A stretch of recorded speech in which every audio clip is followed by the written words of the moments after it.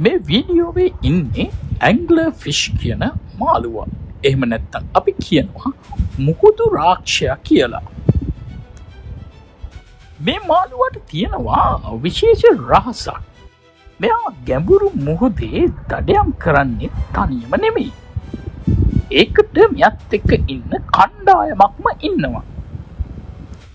මේ විශාල මාළුවා ගැහැණු මාළුවෙක් වන අතර ඇගේ ශරීරයේ කිසියම් ප්‍රදේශයක පිරිමි මාළුවෙක් ඇයට වඩා ප්‍රමාණයෙන් කුඩා එල්ලී සිටිනවා. මේ මාළුවා කාලයක් යත්ම ඇගේ ඇඟ සහ එකතු වෙනවා. හැබැයි ඔවුන් ජීවත් වෙන්නේ වෙන වෙනම ජීවීන් දෙදෙනෙක් විදිහට. මෙම ගැහැණු මාළුවාගේ ශරීරයේ පිරිමි මාළුවන් 7-8 දෙනෙකු පමණ සිටින්නට පුළුවන්. ඒ වගේම තමයි මේ ආලෝකය නිපදවන ඇන්ටනාව වැනි කොටසත් තවත් ජීවීන් විශේෂයක්. ඔවුන්ට කියන්න පුළුවන් ආලෝකය නිපදවන බැක්ටීරියාවන් විශේෂයක් කියලා. මොවුන් වෙන වෙනම ජීවත් වෙන්නේ නැහැ. ඔවුන් හැමෝම එකට ජීවත් වන එකම පද්ධතියක්.